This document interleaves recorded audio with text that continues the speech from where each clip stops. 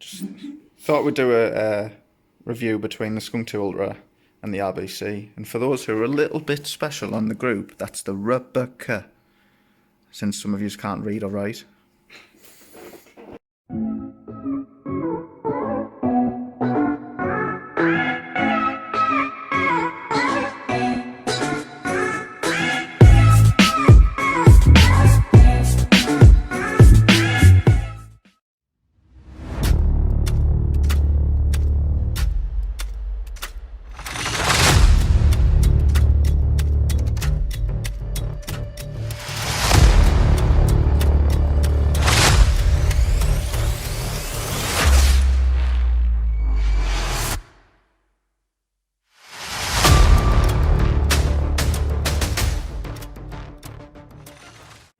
Good afternoon, Willy Ticklers. And just to clarify, I am talking to the Honda owners.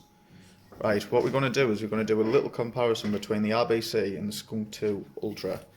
Now, it's always argued on the forum, which one's better, which one's this. Now, I just thought I'd show a video and put a few points together to see which one is actually the best. Now, if you have a little look at the packaging, the Skunk2 comes with bubble wrap. The RBC comes with like a plastic cellophane thing.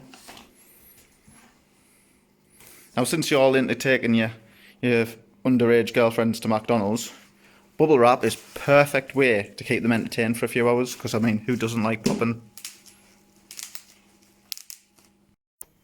Right, so let's get straight into it.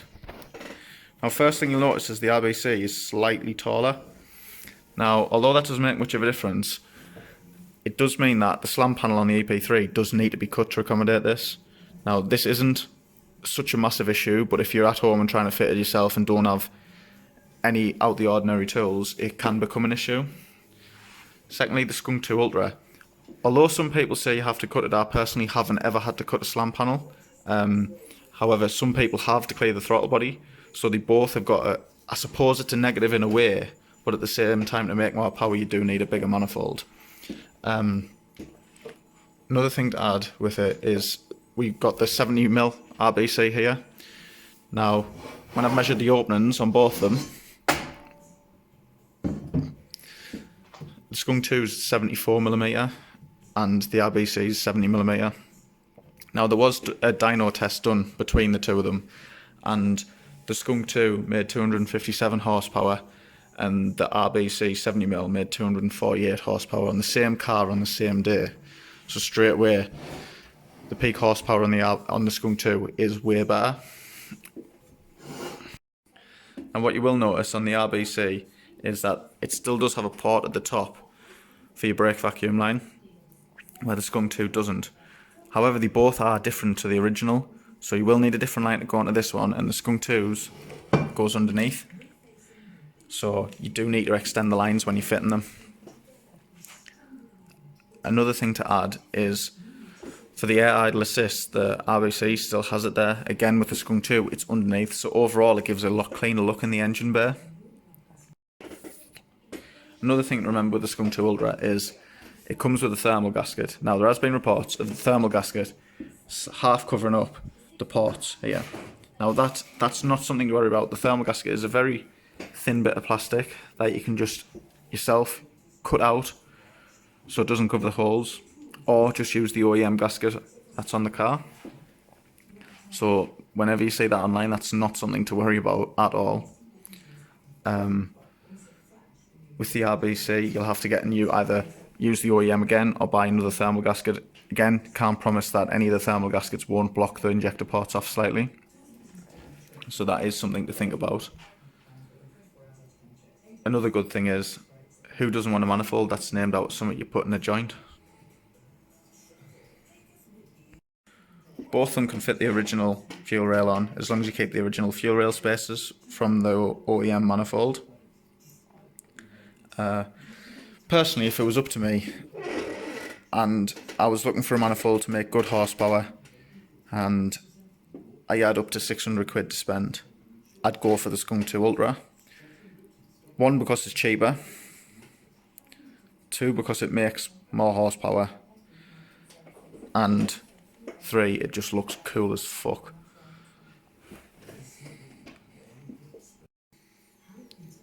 hopefully it's cleared up anyone who's been questioning the difference between the RBC 70mm and the Skunk2.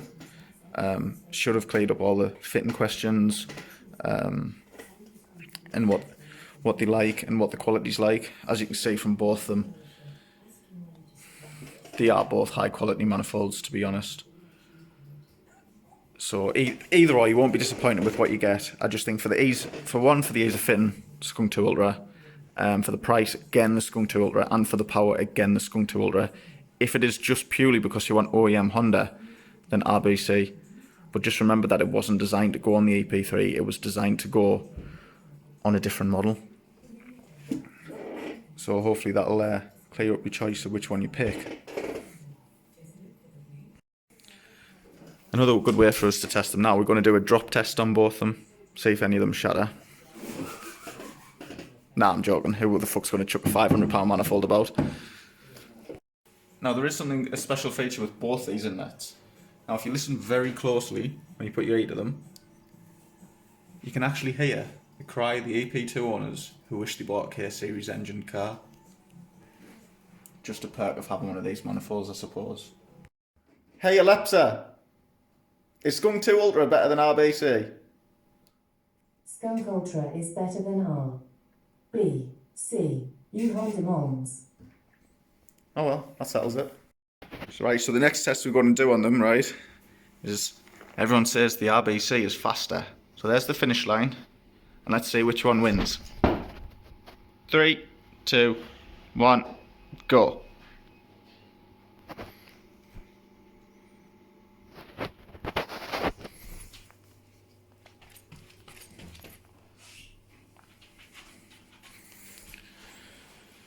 So far the Skunk2 is winning.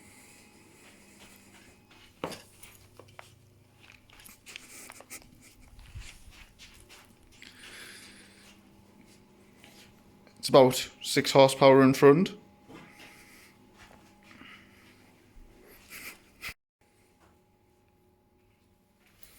The Dorning provider. As you can see, Skunk2 wins.